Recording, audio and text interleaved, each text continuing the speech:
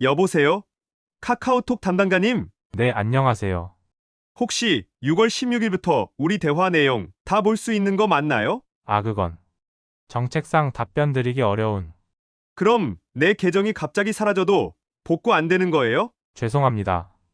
통화를 종료하겠습니다. 여보세요? 여보세요? 대화 잘 들으셨나요? 이야기를 시작하기 전 무료 버튼인 구독과 좋아요 클릭으로 여러분의 마음이 더욱 풍요로워지시길 바랍니다. 카톡, 카톡, 카톡, 카톡 안녕하세요. 카톡 누구나 다 쓰고 너무 편하잖아요. 이렇게 시작한 영상 연결된 서비스 끊는 방법 기억나시지요? 고세를 못 참고 카톡이 업데이트를 해버렸네요. 설정하는 방법이 달라졌고 많은 분들이 이상하다, 영상이랑 화면이 다르다라고 생각하죠. 실제로 댓글로 많은 문의가 있었어요. 그래서 오늘 영상 빠르게 준비했습니다. 그리고 썸네일에서 보신 것처럼 6월 16일 카톡이 완전히 바뀝니다. 단순히 화면만 바뀌는 게 아니라 이제는 카톡 속 대화도 검열될 수 있다는 이야기예요. 내가 누구와 어떤 이야기를 하느냐에 따라 내 계정이 한순간에 사라질 수도 있다라는 거예요. 오늘 끝까지 보시면은 남들보다 한 걸음은 먼저 대비할 수 있을 거예요. 아니, 얼마 전까지만 해도 진짜 간단했거든요. 근데 이번에 다시 보니까 카톡에서 일부러 헷갈리게 해놓은 느낌이에요. 아니, 이건 뭐 계속 연결된 상태로 놔두려고 하는 속셈인가요? 우리 정보를 손안에 쥔 채 놓고 싶지 않다는 그런 심보인가요? 딱 봐도 뭔가 의도가 있는 것 같기는 해요. 요즘에 간편 가입 많이 하시잖아요. 회원 가입하려고 하면은 카카오톡으로 간편하게 가입하기 요런 거 아시지요? 이 버튼 누르기 참 편하잖아요. 그런데 문제는 그 편함이 지금 우리 정보를 수십 개 사이트에 연결해 놓고 있다는 거예요. 내가 기억도 안 나는 사이트, 내 이름, 내 전화번호, 내 프로필까지 전부 다. 그래서 오늘은 저랑 같이 직접 한번 확인해 볼게요. 과연 나는 어떤 사이트에 연결되어 있는지. 아마 놀라시거려. 너무 많아서 심지어 10년 전에 가입한 사이트도 나올거려. 저는 알아보니까 2015년도, 2016년도에 가입한 사이트들도 있더라고요. 자, 이제 정말 중요한 부분이에요. 천천히 따라해 보세요. 먼저 카카오톡 앱을 열어주세요. 그 다음에 화면 오른쪽 맨 위에 있는 톱니바퀴 모양을 찾으세요. 설정 버튼이에요. 이거 누르세요. 설정 화면이 나오면 위에서 세 번째에 있는 전체 설정을 찾아서 눌러주세요. 다음 화면에서 카카오 계정이라고 써있는 부분을 찾아서 눌러주세요. 여기서부터가 완전히 바뀐 부분이에요. 화면에 여러 메뉴가 나오는데 맨 오른쪽에 계정 이용이라고 써있는 걸 찾아서 눌러주세요. 이제 연결된 서비스 관리라는 메뉴가 가운데 보일 거예요. 그 아래에 3개 항목이 있어요. 카카오 서비스, 제휴 서비스, 외부 서비스. 이 중에서 외부 서비스부터 정리해 볼게요. 외부 서비스를 눌러보세요. 그러면 깜짝 놀라실 거예요. 지금까지 연결된 사이트들이 주르륵 나와요. 저는 40개가 넘더라고요. 여러분도 아마 엄청 많을 거예요. 제일 아래에 있는 게 제일 오래된 거예요. 하나씩 정리해 볼게요. 예를 들어 지니뮤직이 있다면 그걸 눌러보세요. 여기서 또 바뀐 부분이에요. 연결 끊기 버튼을 누르면 서비스명을 입력하라고 나와요. 여기서 많은 분들이 헷갈려 하시는데요. 아주 간단해요. 방금 지니뮤직을 선택했으니까 서비스명 칸에 지니뮤직이라고 그대로 써주시면 돼요. 똑같이 써주세요. 그 다음 아래에 있는 노란색 전체 동의 철회 버튼을 누르면 끝이에요. 해제가 되면 왼쪽 화살표를 눌러서 다시 목록으로 돌아가세요. 방금 해제한 지니뮤직은 이제 안 보일 거예요. 이런 식으로 하나씩 정리하시면 돼요. 핵심은 서비스명에 해제하려는 사이트 이름을 똑같이 써놓는 거예요. 외부 서비스 다 정리하셨으면 제휴 서비스도 똑같은 방법으로 하시고 카카오 서비스에서도 안 쓰는 것들은 같은 방법으로 정리하시면 됩니다. 혹시 여러분들 몇 개나 나왔나요? 나는 20개가 넘는다. 그런 분들은 댓글에 써주세요. 20개 넘는 분들, 반대로 나는 5개도 안 된다. 그런 분들도 댓글에 써주세요. 몇 개인지. 사실 이 얘기를 할까 말까 고민했어요. 그런데 모르는 채 지나가는 것보다는 차라리 알고 대비하는 게 낫겠다 생각했어요. 요즘 인터넷 뉴스 커뮤니티에서 이런 이야기 많이 들어보셨을 거예요. 6월 16일부터 카카오톡이 검열된다. 대화 내용이 감시받을 수도 있다. 계정이 사라질 수도 있다. 이런 이야기들. 실제로 6월 16일부터 시행되는 디지털 안심 소통법이랑 카카오톡 운영 정책이 강화가 되는 거는 사실이에요. 요거 보이시지요? 카카오톡 공지사항에 올려놨더라고요. 무슨 내용이냐면은 예를 들어서 아동 성착취, 대상 범죄, 불법 도박, 폭력, 선동, 극단주의 콘텐츠 이런 대화가 오갈 경우에 신고만 들어와도 계정 전체가 영구 정지될 수 있다. 그런 이야기예요. 그런데 문제는 여기서부터입니다. 신고만 들어와도 카카오가 판단해서 필요시 전체 대화를 검토가 가능하다. 이 말들이 의미하는 게 뭘까요? 이건 단순한 정책이 아닐 수도 있어요. 어쩌면 감시 사회로 가는 신호탄일 수도 있어요. 우리가 서로 감시하게 되는 그런 구조가 되는 거죠. 안전을 명분으로 내 사적인 대화나 정보가 언제든지 열람당할 수 있다면은 과연 그건 정말 안전한 사회일까요? 중국식 통제 시스템이다. 공산주의식이다. 뭐 이런 댓글들이 온라인상에 엄청나게 날리더라고요. 우리의 말과 생각이 판단받는 사회인 거예요. 그 기준은 누가 만들고 누가 보고 누가 검열을 한다는 걸까요? 또 댓글들을 보니까 아예 카톡 탈퇴하자, 라인으로 옮기자, 텔레그램으로 가자, 심지어 차라리 문자 메시지만 쓰자, 이런 댓글들이 엄청 많더라고요. 그만큼 이번 일의 불안감, 불쾌감을 많은 분들이 느끼고 있다는 거지요. 편리함을 택할수록 우리는 감시받기 쉬워지는 것 같아요. 그렇다고 무조건 불편한 세상에서도 살 수는 없잖아요. 이거는 카톡의 기능 문제가 아니라 앞으로 우리 사회가 어떤 방향으로 흘러갈지를 생각해 봐야 되는 거예요. 그런데 여러분, 잠깐만요. 이걸 더 자세히 살펴보면 정말 무서운 일들이 벌어질 수 있어요. 예를 들어 보겠습니다. 어떤 사람이 농담으로 야, 너 진짜 줄인다, 이런 말을 카톡으로 보냈다고 해보세요. 그런데 받은 사람이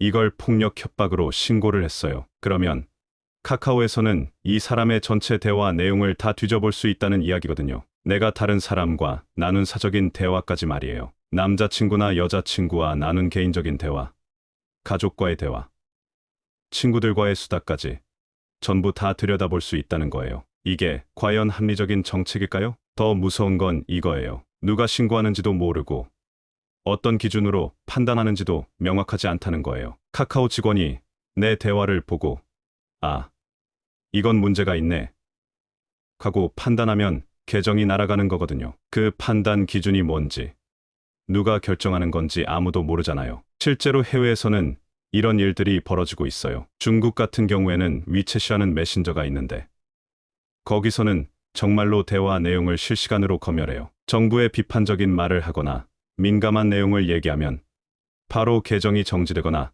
경찰이 찾아와요. 물론 우리나라가 중국과 같다는 건 아니에요. 하지만 시작은 이런 식으로 되는 거거든요. 안전을 명분으로 하나씩 권한을 늘려가는 거예요. 처음에는 정말 나쁜 범죄만 잡겠다고 했다가 나중에는 그 범위가 점점 넓어지는 거지요. 예를 들어 지금은 아동 성착취나 불법, 도박 이런 정말 심각한 범죄만 얘기하고 있지만 나중에는 어떻게 될까요?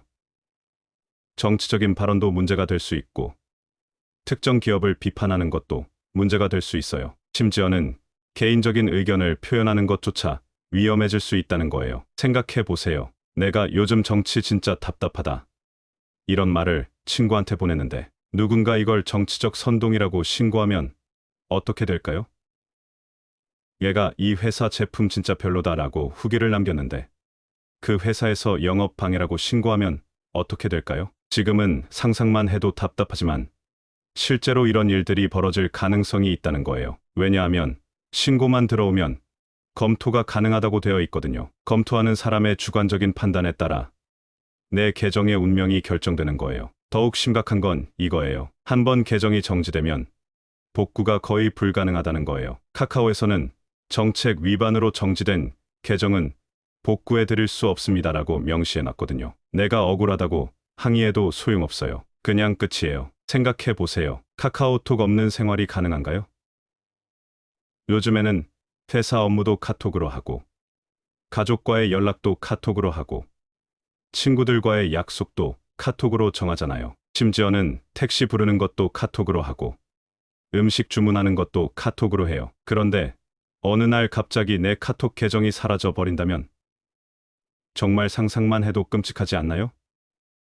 그동안 쌓아온 대화 내용도 다 사라지고 친구들 연락처도 다 사라지고 카카오페이에 있던 돈도 접근할 수 없게 되는 거예요. 실제로 이미 이런 일들이 벌어지고 있어요. 카카오톡 계정이 정지된 사람들의 후기를 찾아보니까 정말 무서웠어요. 어떤 분은 농담으로 한 말이 신고됐는데 계정이 영구 정지됐다고 하더라고요. 어떤 분은 스팸 메시지를 너무 많이 받아서 신고했더니 오히려 내가 정지됐다고 해요. 카카오에서는 명확한 증거가 있어서 정지했다고 하지만 정작 그 증거가 뭔지는 알려주지 않아요. 이에 제기를 해도 재검토 결과 정지 처분이 적절하다는 답변만 돌아와요. 억울해도 어쩔 수 없는 거예요. 그래서 많은 사람들이 대안을 찾고 있어요. 라인, 텔레그램, 시그널 같은 다른 메신저로 옮기는 사람들이 늘어나고 있거든요. 특히 텔레그램 같은 경우에는 종단간 암호화가 되어 있어서 중간에 누가 메시지를 볼 수 없다고 해요. 하지만 문제는 내가 혼자 옮긴다고 해서 해결되는 게 아니라는 거예요. 내 주변 사람들이 모두 카톡을 쓰고 있으니까 나만 다른 메신저를 쓸 수는 없잖아요. 결국은 카톡을 계속 써야 하는 상황인 거예요. 그럼 어떻게 해야 할까요?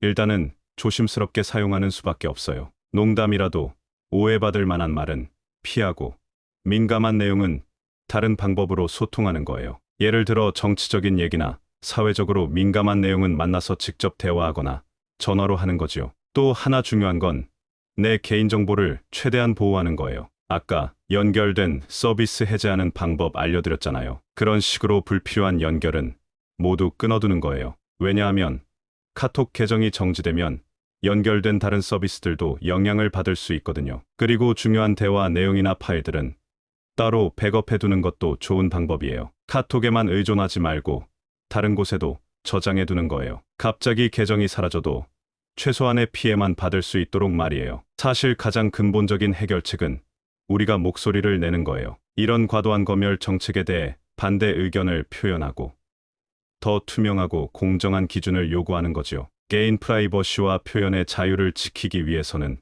우리 모두가 관심을 가져야 해요. 그런데 여러분, 정말 아이러니한 게 뭔지 아세요? 이런 검열 정책에 대해 반대하는 목소리조차 카톡으로는 내기 어려워진다는 거예요. 왜냐하면 그런 내용도 문제가 될 수 있다고 생각하게 되니까요. 결국은 자기 검열을 하게 되는 거예요. 이게 바로 검열의 무서운 점이에요. 실제로 처벌받지 않아도 사람들이 스스로 조심하게 되는 거예요. 혹시 이 말 때문에 문제가 될까? 하고 생각하면서 말을 아끼게 되는 거지요. 그러면서 자유로운 소통과 표현이 위축되는 거예요. 외국 사례를 보면 정말 심각해요. 어떤 나라에서는 메신저 검열 때문에 사람들이 은어나 암호 같은 걸 만들어서 소통해요. 예를 들어 그분이라고 하면 대통령을 의미하고 그곳이라고 하면 정부를 의미하는 식으로요. 마치 1984년 소설에서 나오는 것처럼 말이에요. 우리도 그런 상황으로 갈 수 있다는 거예요. 내 생각을 자유롭게 표현하지 못하고 항상 누군가가 지켜보고 있다는 느낌을 받으면서 살아가야 할 수도 있어요. 이게 과연 우리가 원하는 미래일까요? 그래서 지금이 정말 중요한 시점이에요. 6월 16일 이후에 어떤 일들이 벌어지는지 지켜봐야 하고 문제가 생기면 빠르게 대응해야 해요. 그리고 무엇보다 우리 자신이 깨어 있어야 해요. 편리함에 취해서 자유를 포기하지 않도록 말이에요. 혹시 여러분 중에 나는 나쁜 짓 안 하니까 상관없어라고 생각하는 분들이 있을 수도 있어요. 하지만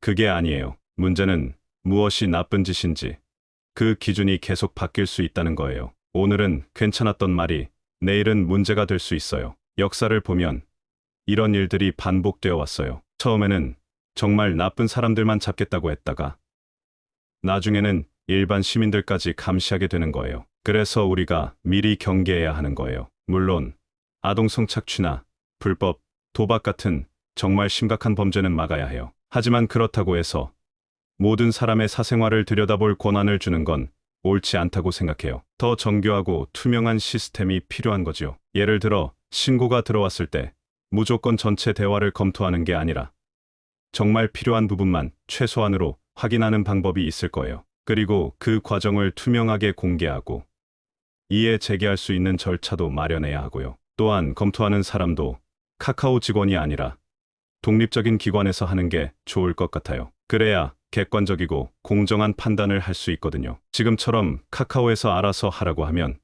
자칫 자의적인 판단을 할 가능성이 있어요. 그리고 무엇보다 중요한 건 사용자들에게 충분한 설명과 동의를 구하는 거예요. 지금처럼 일방적으로 정책을 바꾸고 공지만 올리는 게 아니라 사용자들의 의견을 듣고 반영하는 과정이 필요해요. 사실 이런 문제들은 카카오만의 문제가 아니에요. 구글, 페이스북, 애플 같은 글로벌 기업들도 비슷한 고민을 하고 있거든요. 사용자의 안전과 프라이버시 사이에서 균형을 찾는 게 쉽지 않은 일이에요. 하지만 그렇다고 해서 포기할 수는 없잖아요. 우리가 계속 문제를 제기하고 개선을 요구해야 해요. 그래야 더 나은 방향으로 발전할 수 있거든요. 개인적으로는 이번 일을 계기로 많은 사람들이 디지털 프라이버시에 대해 관심을 갖게 됐으면 좋겠어요. 지금까지는 너무 무관심했거든요. 편리하면 그냥 쓰고 약관도 읽지 않고 동의하고 개인정보가 어떻게 사용되는지도 모르고 지냈잖아요. 하지만 이제는 달라져야 해요. 내가 사용하는 서비스가 내 정보를 어떻게 다루는지, 어떤 권한을 갖고 있는지 꼼꼼히 따져봐야 해요. 그리고 문제가 있으면 과감히 거부하거나 대안을 찾아야 하고요. 특히 젊은 세대들에게는 더욱 중요한 문제예요. 여러분들은 태어날 때부터 디지털 환경에서 자랐잖아요. 그래서 디지털 프라이버시의 중요성을 더 잘 이해할 수 있을 거예요. 그리고 더 나은 미래를 만들어 갈 주역들이기도 하고요. 오늘 영상을 통해 여러분들이 이런 문제들에 대해 한번 더 생각해보는 계기가 됐으면 좋겠어요. 그리고 주변 사람들과도 이런 이야기를 나눠보시기 바라요. 더 많은 사람들이 관심을 갖고 목소리를 낼수록 변화의 가능성이 커지거든요. 마지막으로 다시 한번 강조하고 싶은 건 오늘 알려드린 연결 서비스 해제 방법 꼭 따라 해보시라는 거예요. 지금 당장은 별 문제가 없어 보여도 나중에 어떤 일이 벌어질지 모르거든요. 미리 정리해 두시는 게 안전해요. 다음에도 더 좋은 정보로 준비해서 돌아오도록 하겠습니다. 건강하세요. 구독과 좋아요 잊지 마시고요. 감사합니다.